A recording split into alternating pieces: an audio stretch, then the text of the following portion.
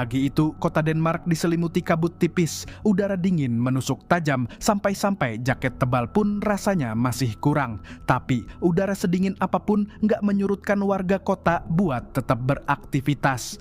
Jalanan lancar, kendaraan lalu lalang tanpa hambatan. Aneh memang, karena biasanya kota ini akrab dengan kabar kriminal dan kecelakaan yang sebagian besar ulah kelompok sindikat yang itu-itu aja, udah kayak acara TV pemerannya nggak ganti-ganti. Suasana yang semula adem ayem mendadak ricuh. Di perempatan lampu merah ada sebuah mobil hitam yang berhenti. Di dalamnya, dua pria sedang menyusun rencana merampok sebuah bank swasta yang lokasinya persis di depan mobil itu. Salah satu dari mereka, pemuda bernama Yasin, disuruh turun sambil dibekali sepucuk pistol. Dengan helm untuk menutupi wajahnya, Yasin melangkah cepat menuju bank. Luk dine øjne og slap af. Hold op med dig, mand. Hvad er det for noget? Luk dine øjne, mand. Tror du er fucking fedt? Du står fucking lukker dine øjne og slap af. Er du dum, bro? Jeg kan bare mærke det her, det går galt. Ind, tøm, fyld, jalla, afsted. Kom nu.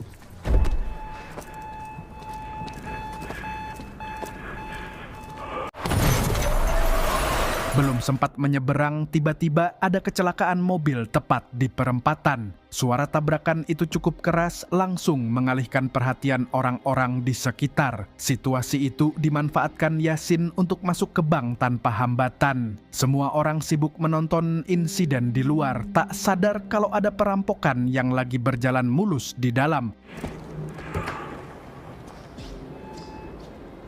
Det går ikke. I må sætte de penge, mand.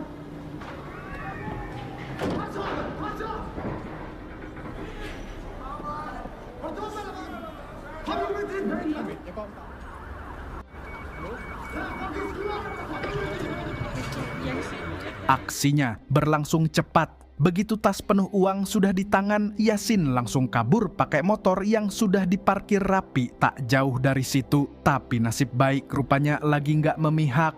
Belum jauh melaju muncul mobil polisi yang datang setelah menerima laporan. Panik, Yasin kehilangan kendali, jatuh dari motornya.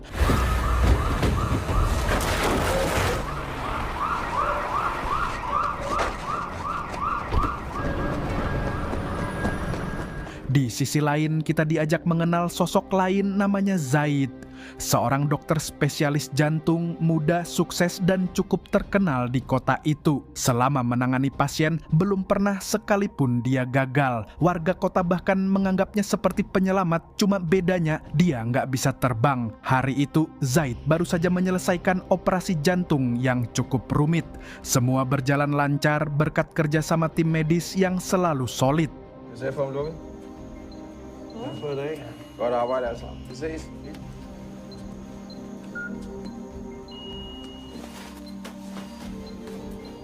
Malam harinya, Zaid menggelar acara makan malam di apartemen mewahnya. Acara itu sebagai wujud syukur karena selain merayakan kesuksesan operasi, ia dan istrinya juga tengah berbahagia. Sebentar lagi mereka akan menyambut kelahiran anak pertama. Suasana makan malam itu terasa hangat, penuh canda tawa, semua orang larut dalam kebahagiaan. Tapi di tengah riuhnya percakapan, wajah Zaid tiba-tiba berubah serius. Suasana di apartemen Zaid tampak muram, berkali-kali ponselnya berdering, namun ia tetap enggan mengangkatnya. Entah siapa yang menelepon, tapi dari raut wajah Zaid jelas terlihat ada sesuatu yang sedang ia hindari. Sang istri yang duduk di sebelahnya sempat menyarankan, ya udah angkat aja, siapa tahu penting. Zaid pun akhirnya menghela napas dan bersiap menjawab panggilan tersebut. Tapi belum sempat jarinya menyentuh layar, tiba-tiba terdengar suara ketukan pintu. Dan ternyata si penelepon misterius itu kini sudah berdiri di depan mereka. Tak lain adalah Yasin, adik kandungnya sendiri. Jeg har prøvet at ringe til dig. Ja. Er du okay? Du tager ikke telefonen. Den er helt galt lige for tiden. Jeg har brug for din hjælp. Dengan wajah cemas bercampur nekat, Yasin datang untuk meminjam uang sebesar 100.000 krona, kira-kira sekitar 225 juta rupiah. Uang itu katanya harus segera diserahkan ke bosnya, pemimpin kelompok kriminal tempat dia bekerja. Rupanya tas berisi uang hasil rampokan yang ia bawa pagi tadi gagal sampai ke tangan sang bos. Dan seperti yang bisa ditebak dalam dunia gangster, kehilangan uang bukan cuma soal dompet tipis, tapi juga nyawa yang bisa ikut tipis. Yasin pun memohon-mohon pada Zaid. Namun sang kakak tetap bergeming, bukan karena tak punya uang, tapi karena Zaid tahu benar bagaimana kelakuan Yasin selama ini. Sudah sering diberi tali malah minta tambang, dan sekarang ia hanya ingin memberi pelajaran bukan dengan kekerasan tapi dengan harapan. Harapan agar Yasin sadar bahwa jalan hidupnya ini enggak akan pernah berujung baik. Meski terlihat tegak, di balik matanya Zaid menyimpan rasa kasihan. Wajahnya yang sedih tak bisa menyembunyikan perasaan bersalah yang menggerogoti hatinya. Kadang kebaikan itu memang harus tampak seperti ketegasan, ibarat pahitnya jamu yang justru menyembuhkan.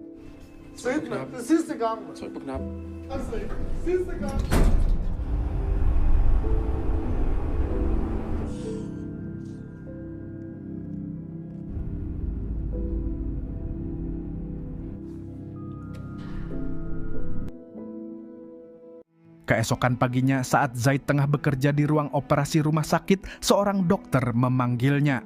Ada kabar buruk, Yasin ditemukan dalam keadaan kritis dengan luka serius di bagian kepala. Mendengar hal itu, Zaid seperti disambar petir siang bolong. Tanpa banyak bicara, ia langsung berlari menuju ruang ICU.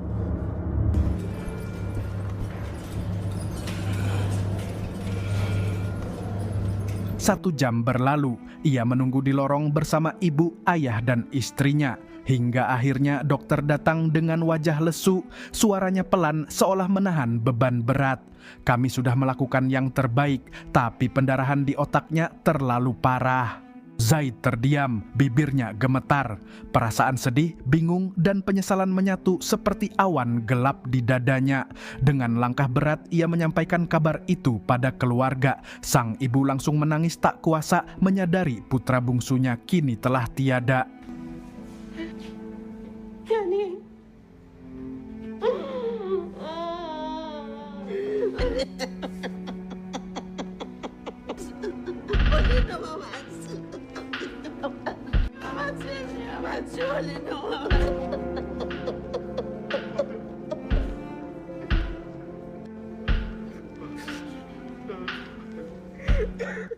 Sore harinya, pemakaman Yasin digelar. Keluarga, kerabat, dan tetangga datang ikut berduka. Tangisan sang ibu kembali pecah saat melihat tubuh anaknya perlahan diturunkan ke liang lahat. Momen itu membuat Zaid semakin terpukul, apalagi saat ingat kembali bagaimana adiknya dulu datang memohon bantuan, namun tak ia beri. Kadang kita baru sadar berharganya waktu, justru ketika waktu itu sudah tidak bisa diulang. أشهد أن محمدًا حق وأن النار حق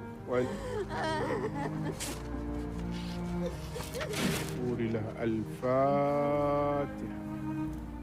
Usai prosesi pemakaman Yasin, seorang pria paruh baya bernama Torben menghampiri Zaid.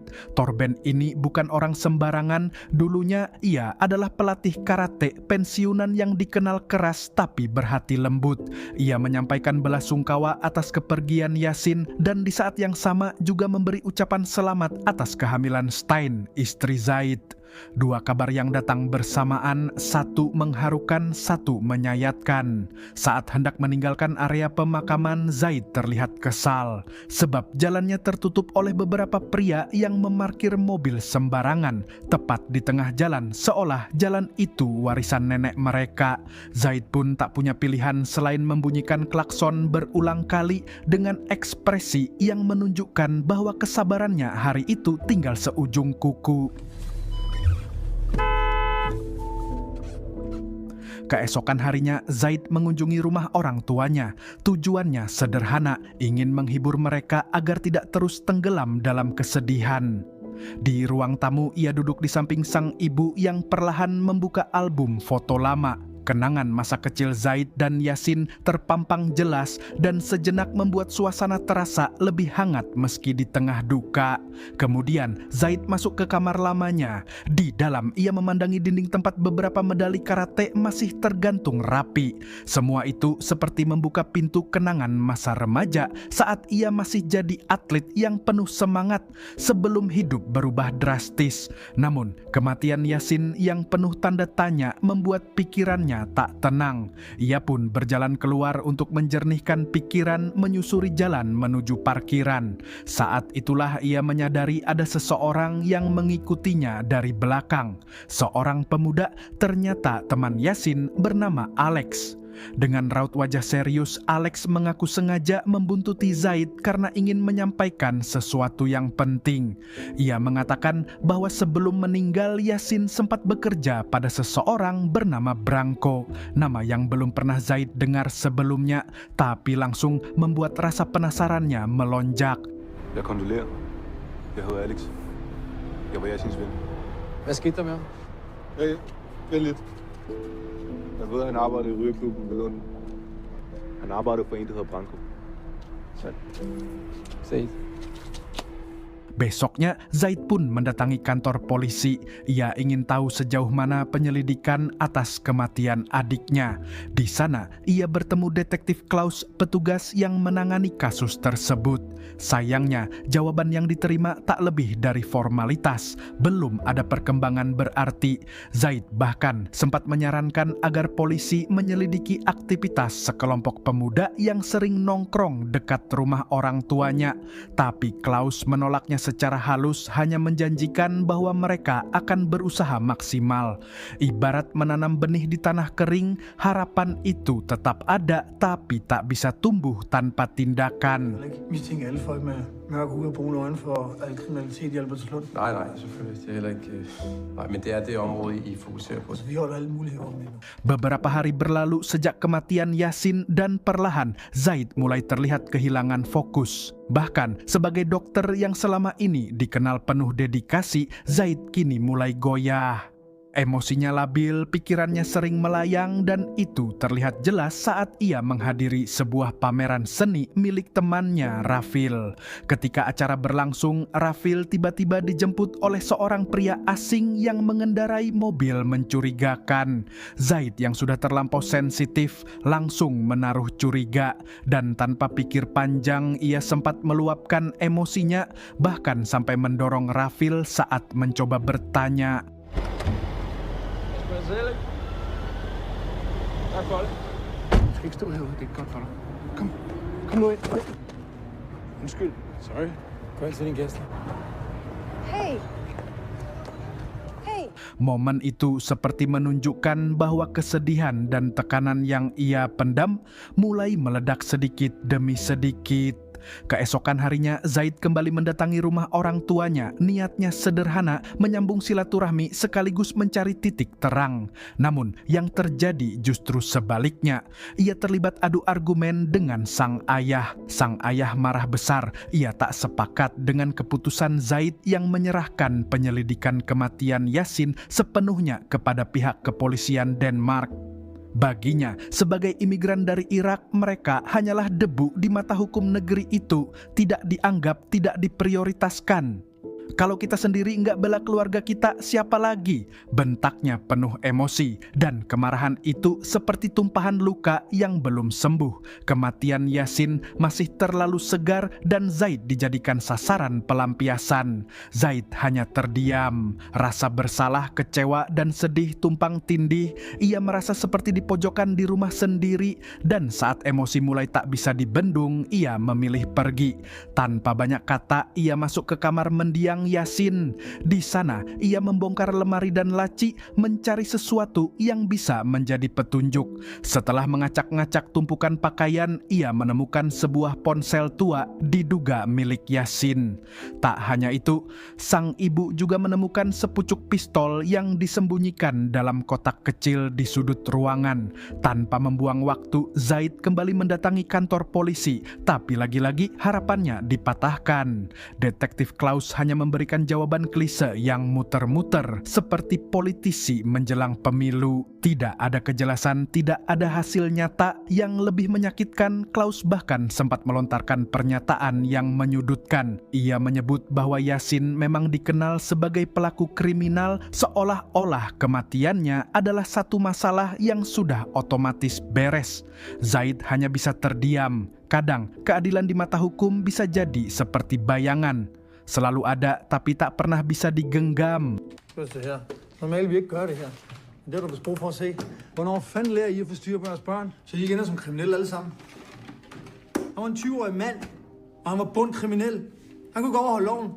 Og næste gang, at du kommer herind og fortæller mig, hvordan jeg skal gøre mit arbejde, så foreslår du booker en tid hos min sekretær. Er vi enige om det? Malam harinya Zaid duduk merenung. Ia teringat kata-kata ayahnya yang dulu sempat ia abaikan. Perlahan ia mulai mengakui bahwa mungkin memang benar masyarakat seperti mereka, minoritas, imigran, kaum kecil, tak pernah benar-benar dianggap. Di mata hukum mereka hanya angka, bukan manusia. Dalam keadaan gundah, Zaid keluar menyusuri jalanan kota. Matanya kosong, langkahnya berat, hingga akhirnya ia tiba di sebuah gang gelap yang sunyi. Di sana, ia dihampiri oleh seorang preman yang sedang berjaga.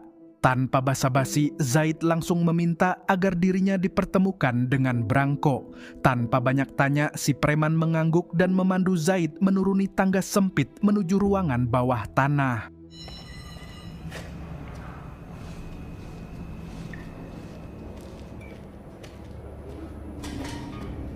Di dalam ruangan itu, Zaid akhirnya berhadapan dengan Branko, seorang bandar narkoba dan mantan bos Yasin. Dengan tatapan tajam dan nada sinis, Branko bertanya, "Apa urusanmu datang ke sini?" Zaid menjawab tenang, "Aku hanya ingin tahu apa yang sebenarnya terjadi pada adikku." Namun, sebelum kalimatnya selesai, sebuah pukulan keras mendarat tepat di kepalanya. Tubuh Zaid limbung, jatuh ke lantai. Ligeglad hvad I laver hernede, og jeg vil bare... Vi laver ikke en skid. Nej, okay. Det er det.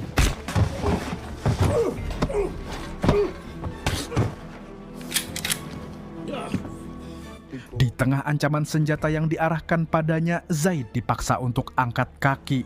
Terkadang mencari kebenaran itu seperti menggali bara, makin dalam makin panas. Malam itu Zaid pulang dengan tubuh memar dan hati yang remuk. Rasa frustrasi membawanya sampai ke alam mimpi.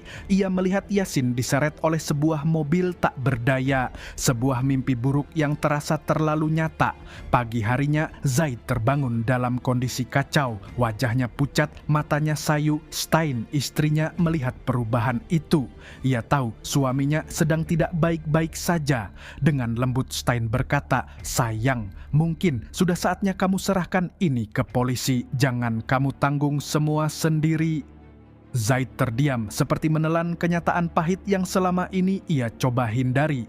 Zaid akhirnya sadar, mempercayakan kasus Yasin kepada aparat hukum hanyalah seperti melempar air ke daun talas, tak membekas. Ia pun memutuskan mengambil langkahnya sendiri. Hari itu juga ia mengunjungi kamar mayat di rumah sakit dan meminta akses hasil autopsi adiknya.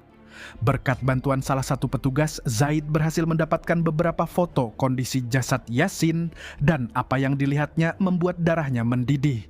Tubuh adiknya penuh luka bekas penyiksaan. Jelas ini bukan sekadar kematian biasa, ini pembantaian. Tatapan mata Zaid berubah dingin, ada kepedihan, kekecewaan dan kemarahan yang bergolak dalam diam. Dan di saat itulah bisikan gelap mulai menguasai pikirannya. Bisikan yang mengatakan kalau keadilan tak datang, maka keadilan harus dicari. Sementara itu, di tempat lain, seorang pria bernama Seyon dan mantan atasan Yasin dalam perampokan sedang sibuk melatih anak-anak klub tinjunya. Di balik aktivitasnya sebagai pelatih, Seyon adalah bos sindikat kejahatan. Orang yang berwajah dua tersenyum di depan ring tapi kejam di belakang layar. Tak lama, Branko datang menghampirinya. Keduanya terlibat obrolan santai soal bisnis-bisnis gelap mereka. Tapi suasana tiba-tiba berubah ketika salah satu anak buah Seyon datang menyela. Tanpa babi bu, Seyon langsung menampar anak buahnya itu seperti bos mafia yang tidak terima interupsinya diganggu. Jeg venter bare. Ja, så skal vi den der transport. Perfekt. Så skal der bare Luksustur, der har været meget stress de sidste par dage.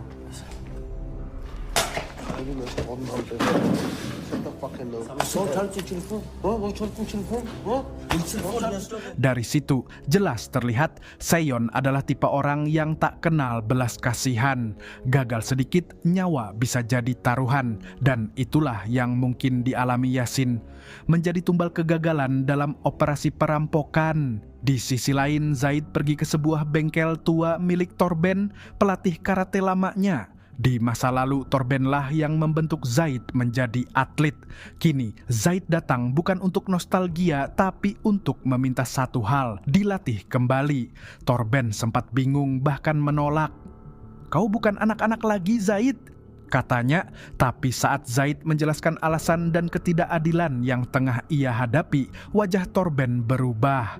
Ia akhirnya menyetujui permintaan Zaid dengan satu syarat. Latihan ini dilakukan di bawah pengawasan. Ia bahkan memanggil rekannya Lars untuk membantu.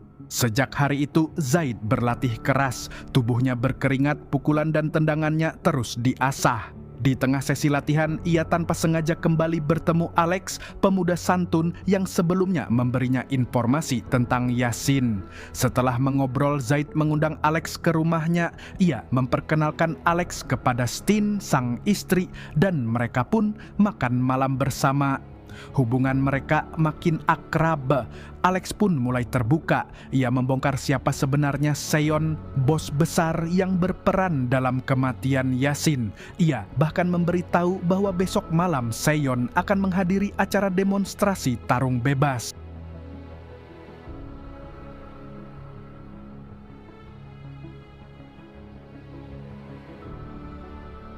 Singkat cerita, malam itu pun tiba. Zaid dan Alex menyelinap ke lokasi tarung bebas, sebuah ruangan bawah tanah yang dipenuhi sorak-sorai penonton liar. Di tengah kerumunan, Seyon tampak mengatur petarungnya dari luar ring. Saat Alex mendekat dan menyapanya, Zaid berdiri di belakang, mencoba menahan emosi saat Seyon dengan sengaja mengolok-oloknya. Untung saja Alex segera menarik Zaid pergi sebelum amarahnya meledak.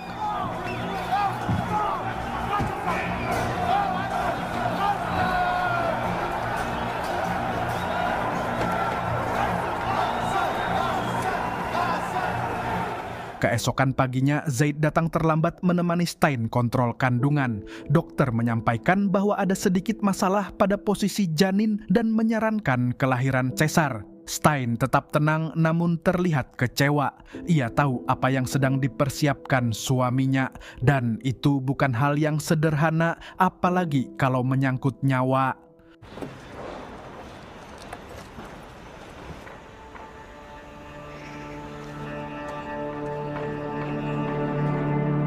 Sesampainya di bengkel, Alex akhirnya berhasil membuka kunci ponsel milik Yasin. Dan di sana mereka menemukan galeri berisi foto-foto Yasin bersama Seyon. Kemungkinan besar diambil sehari sebelum perampokan yang berakhir tragis itu. Bagi Zaid, ini bukan lagi tentang dugaan, ini bukti, ini bensin untuk api amarahnya. Zaid pun bersiap. Tak mau menunda lagi, tapi sebelum turun ke medan berbahaya, Torben mengenakannya sebuah rompi anti peluru. Ia menatap murid lamanya dan berkata pelan, "Jangan gegabah. Di jalan ini bukan hanya lawan yang bisa melukai, tapi juga pilihan yang kau buat." Setelah mempersiapkan perlengkapan dan menyamarkan penampilannya, Zaid kini bukan lagi seorang dokter. Ia adalah bayangan gelap yang bergerak demi keadilan. Dengan motor hitamnya, ia meluncur menembus malam, mengawali aksinya dengan satu tujuan: markas Branko.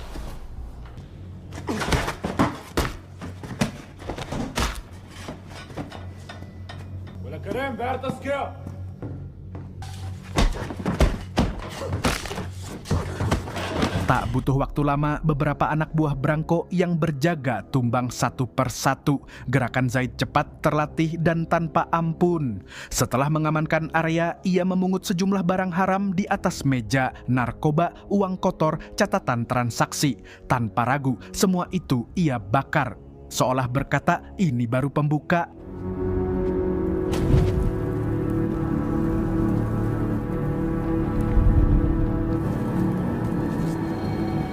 Namun malam itu Zaid memutuskan untuk tidak lanjut memburu. Ia memilih pulang lalu mengajak istrinya makan malam di sebuah restoran. Sebuah jeda singkat atau mungkin angin tenang sebelum badai. Di tengah obrolan mereka suasana berubah. Seon dan komplotannya tiba-tiba masuk ke restoran. Zaid langsung siaga, sorot matanya berubah, tubuhnya menegang. Stein yang sedari tadi merasa diabaikan akhirnya memilih pergi ke toilet mencoba meredam rasa kecewa. Momen itulah yang dimanfaatkan Seon. Ia menghampiri Zaid menyeringai dingin seolah tahu apa yang sedang direncanakan. Zaid tanpa banyak gerak meraih pisau makan di atas meja. Jaga-jaga kalau obrolan berubah jadi perkelahian. Tak ada kontak fisik malam itu, tapi ancaman dari Seon cukup jelas. Kata-katanya seperti racun yang meresap perlahan. Wat lekker dat ze elkaar nog voor één en inderdaad. Allemaal. Ik had het Malam pun berlanjut. Saat Stein sudah tertidur, Zaid duduk sendiri, pikirannya tak tenang. Ia lalu memutuskan untuk kembali ke restoran. Di parkiran, ia menunggu hingga akhirnya melihat Seon keluar dan masuk ke mobil. Zaid membuntuti dari kejauhan. Mobil Seon berhenti di pinggir jalan, lalu anak buahnya turun masuk ke sebuah supermarket. Melihat kesempatan, Zaid mendekati mobil. Seon sedang sendiri.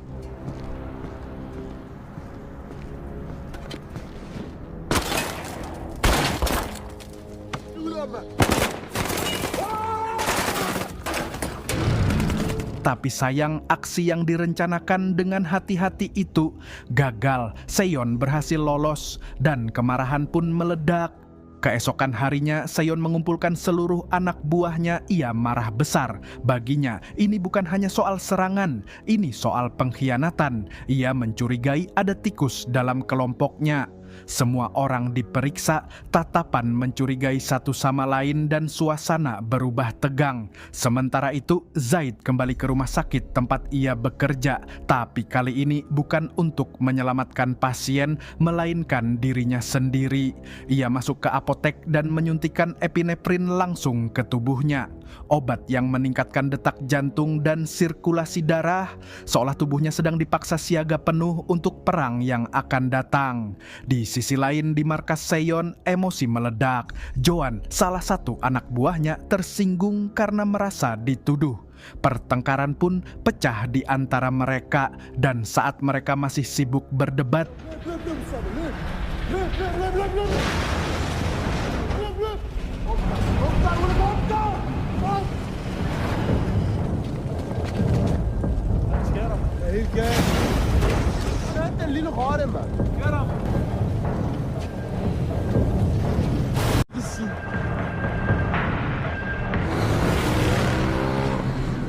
Zaid kembali melaju di jalanan kota, menyelinap di antara lalu lintas seolah-olah tak pernah melakukan apapun. Wajahnya tenang, tapi dalam dadanya badai sedang mengamuk. Aksi terornya di markas Branko barusan seakan tak pernah terjadi.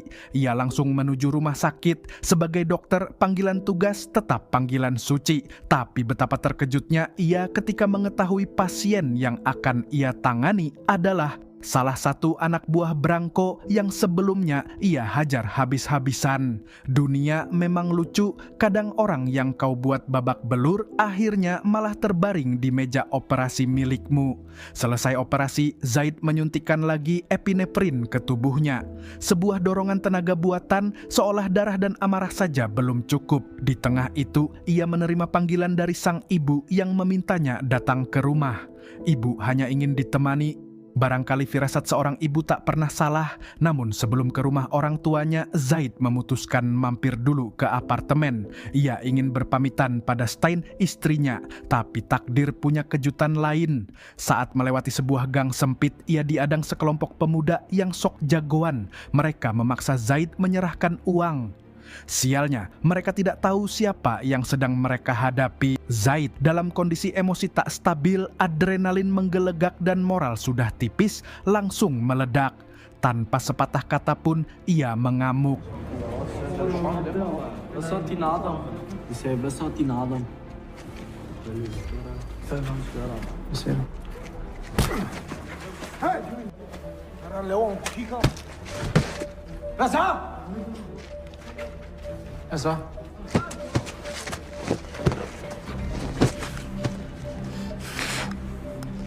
Beruntung Alex datang tepat waktu, ia segera melerai dan menenangkan situasi.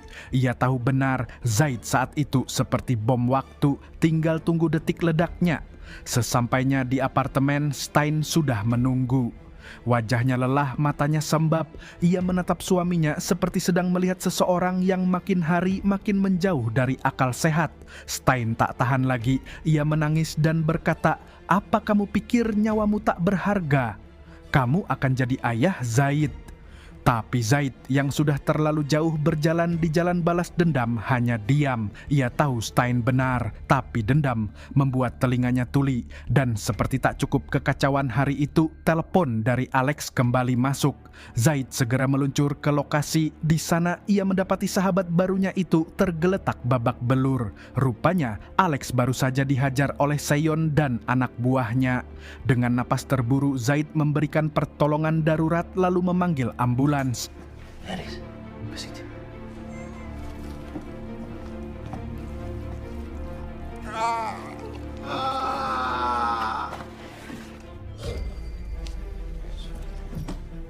det er underordnet, efter hvad jeg siger. Jeg har kraniebrud og angiveligt multipelskade. Han er sikret, han trækker vejret selv. Han har et oplag med ambulance. Hvad var det? Alex fortalte om mig. Tapi pikirannya sudah tidak di tempat itu lagi. Ia sudah terbang ke arah Seyon. Namun di tengah perjalanan, Zaid dikejutkan oleh pemandangan yang membekukan napas. Apartemennya terbakar. Jago merah melahap tempat yang dulu penuh kenangan, penuh kehangatan. Rumah kini jadi abu.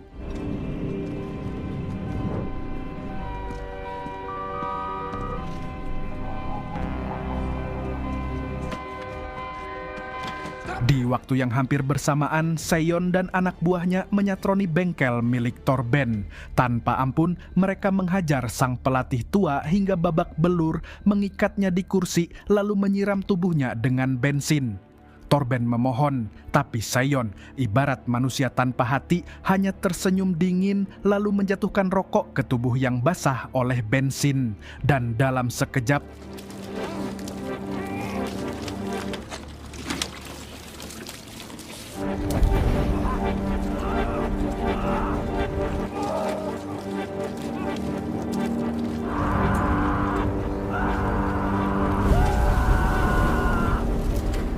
tak lama setelahnya, Zaid yang sedang tertidur tiba-tiba terbangun. Ponselnya berbunyi, satu pesan masuk. Saat ia membuka pesan itu, tangannya bergetar. Isinya adalah sebuah video rekaman dari Seyon. Dalam layar kecil itu terlihat Torben terbakar hidup-hidup. Amarah yang selama ini ia kendalikan kini benar-benar meledak. Zaid segera bergegas menuju rumah sakit. Ia menyelinap masuk ke ruang pasien, tempat anak buah Branko yang baru saja dioperasi dirawat. Misinya mengorek informasi sebanyak mungkin tentang Seyon dan antek-anteknya. Tak jauh dari situ, di sebuah restoran Cina, Branko selesai makan dan beranjak ke parkiran mobil. Namun, tanpa sadar, Zaid yang sudah memakai masker dan jaket hoodie menyergap dari belakang. Dalam sekejap, ia membekap Branko dan menyuruhnya masuk ke dalam mobil. Dengan suara dingin, Zaid memaksa Branko untuk mengungkap keberadaan Seyon. Hold din kæft. Jeg har 2 børn på. Så hold din kæft. Hvad siger du, hva'? Kør over til sengen.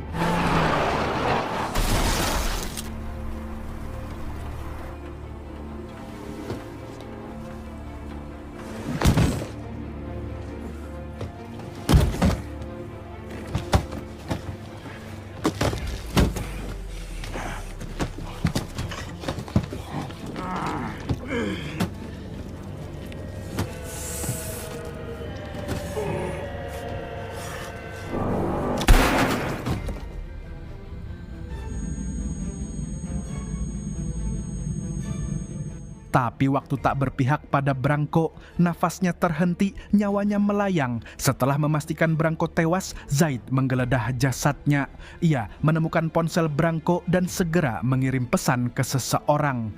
Tak lama balasan masuk, sebuah petunjuk untuk menuju sebuah apartemen. Lift berhenti di lantai 9. Zaid keluar perlahan menahan sakit di tulang rusuknya yang masih mengganggu. Di koridor, ia melumpuhkan satu pria penjaga dengan cekatan. Ia lalu mendobrak pintu apartemen, masuk dengan langkah tertatih. Tiba-tiba, Seon muncul. Tanpa ampun, ia melayangkan pukulan, tendangan, bahkan bantingan beruntun ke tubuh Zaid. Berkali-kali Zaid terjatuh, berusaha bangkit kembali, tapi tak mampu melawan kekuatan Seon.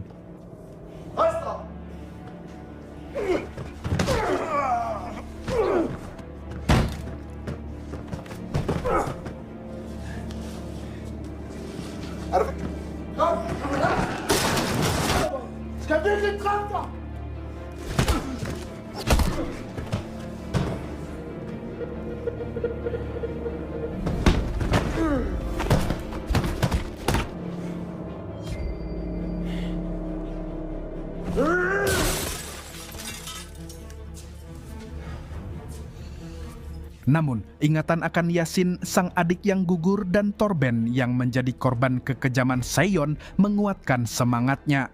Dengan tubuh ringkih, Zaid mencoba berdiri lagi.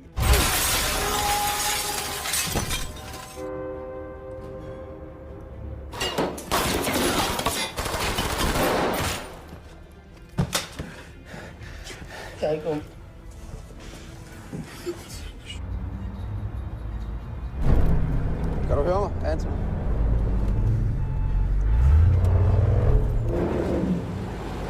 Namun, keheningan itu segera pecah oleh suara seorang perawat yang memberitahu bahwa istrinya baru saja melahirkan. Dengan penuh perhatian, perawat itu memberinya kartu akses dan menyuruh Zaid melewati terowongan rahasia agar bisa menemui sang istri tanpa diketahui orang lain. Dari balik pintu ruang bersalin, Zaid melihat Stein menggendong bayi mereka. Air mata tanpa sadar mengalir membasahi pipinya. Campuran rasa bahagia dan bersalah memenuhi dadanya. Bahagia karena kini ia menjadi seorang ayah, bersalah karena tak bisa menemani sang istri selama ini. Ia merasakan kehampaan, kehilangan jati diri sebagai suami. Semua demi emosi sesaat yang membawanya jauh dari keluarga. Baru sekarang ia menyadari apapun yang dilakukannya takkan mengembalikan sang adik yang telah tiada. Dengan perasaan berat ia meninggalkan. Hænder nu til siden, kom stille og roligt frem. Zaid! Tag dine hænder ud til siden. Læg dig ned på maven.